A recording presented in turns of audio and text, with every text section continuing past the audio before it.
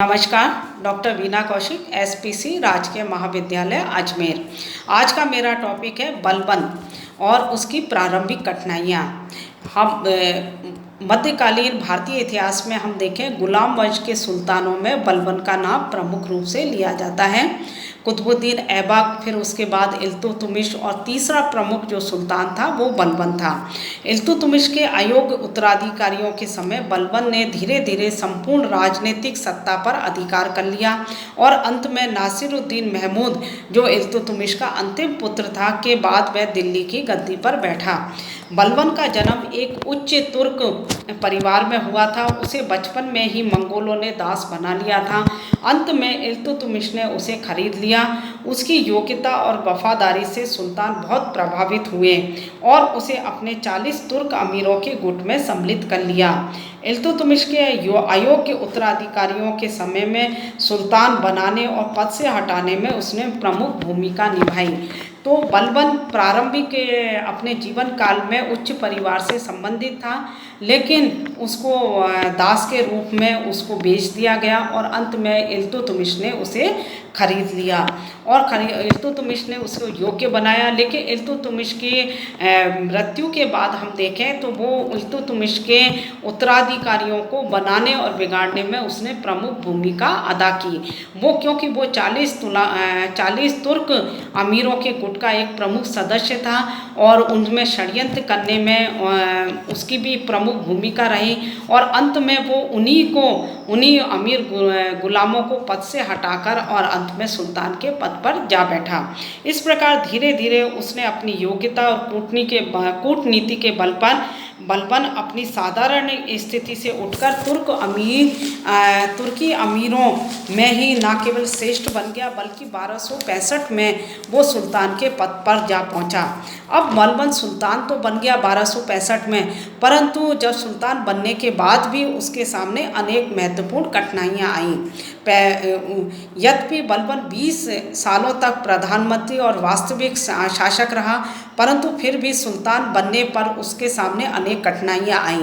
पहली कठिनाई क्या थी कि सुल्तान के जो पद की प्रतिष्ठा का नष्ट हो जाना। इल्तुतमिश के उत्तराधिकारियों के समय हम देखें, सुल्तान और अमीरों के बीच संघर्ष चला और ये संघर्ष जो है वो लंबे समय तक चला।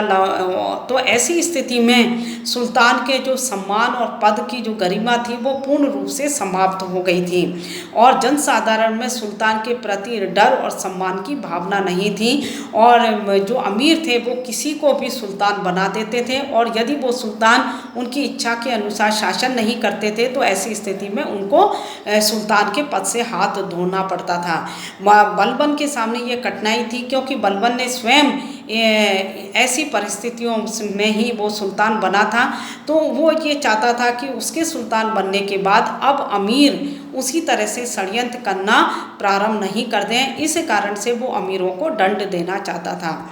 दूसरा प्रमुख उसके सामने कठिनाई थी कि 40 अमीरों के दल को समाप्त करना।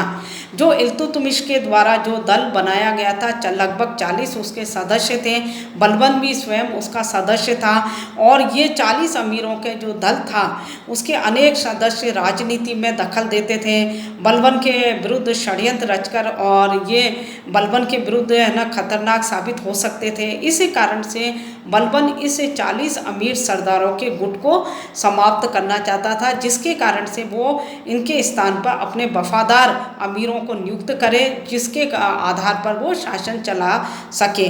तो 40 अमीरों के गुट को समाप्त करना उसके सामने एक प्रमुख कठिनाई थी।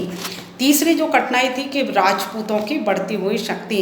बलबन के समय चित्तौड़, रणथंभौर, बुंदेलखंड, ग्वालियर आदि राज्य स्वतंत्र हो गए थे। यह अपनी शक्ति को बढ़ा रहे थे, अतः इन्हें अधीन करना आवश्यक था।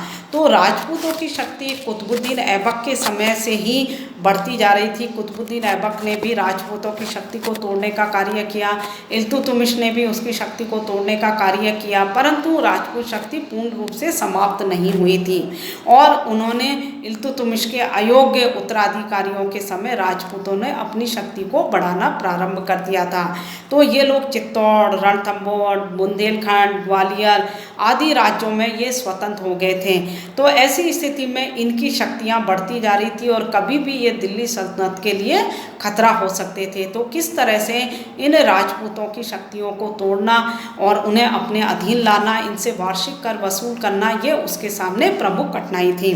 अगली कठिनाई थी कि मंगोल आक्रमण का खतरा।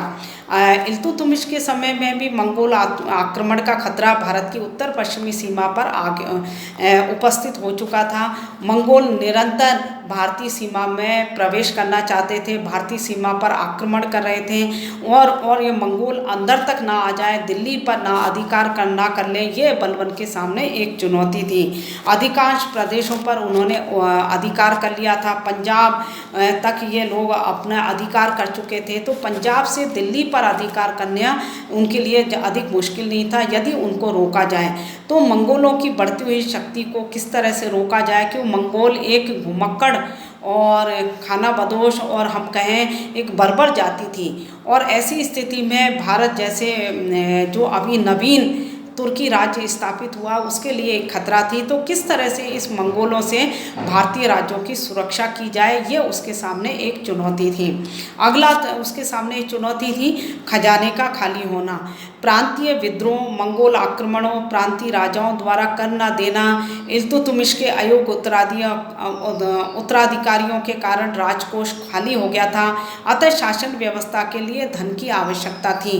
तो बलबन के लिए ये भी कठिनाई थी कि अनेक कार्यों के कारण और ऐसा अयोग्य उत्तराधिकारियों, इल्तुतमिश के अयोग्य उत्तराधिकारियों के समय राजकोष रिक्त हो गया था और बिना राजकोष धन के कोई भी कार्य या कोई भी नीति या कोई भी योजना बनाना संभव नहीं था। तो इसी कारण से किस प्रकार से खजाने को पुनः भरा जाए, जिसके कारण से बलबन अपनी सेना, अपने प्रशासनिक अधिकारियों पर नियंत्रण रख सके।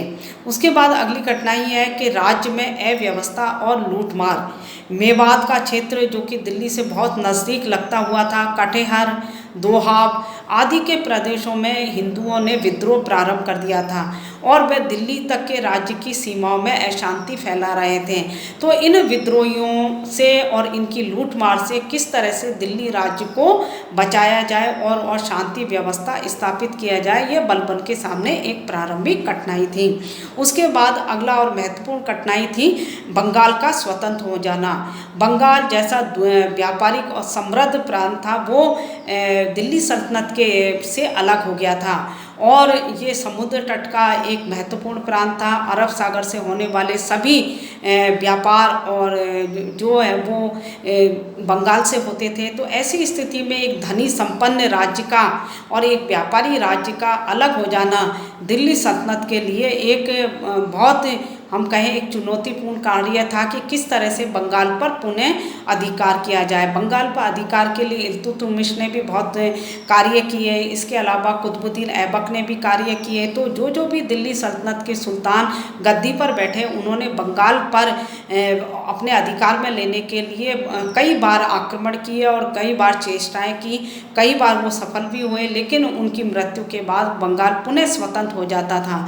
तो ऐसी स्थिति में बंगाल पर नियंत्रण रखना और उसे दिल्ली सल्तनत के अधीन ही रखना, ये एक चुनौती थी। तो बलबन जब गद्दी पर बैठा तो उसके सामने अनेक महत्वपूर्ण चुनौतियां आई और इन चुनौतियों से किस तरह से उसने इनका सामना किया और किस तरह से अपने राज्य में व्यवस्था स्थापित करने में वो सफल रहा, अब ये हम पार्ट सेकंड में करेंगे। धन्यवाद।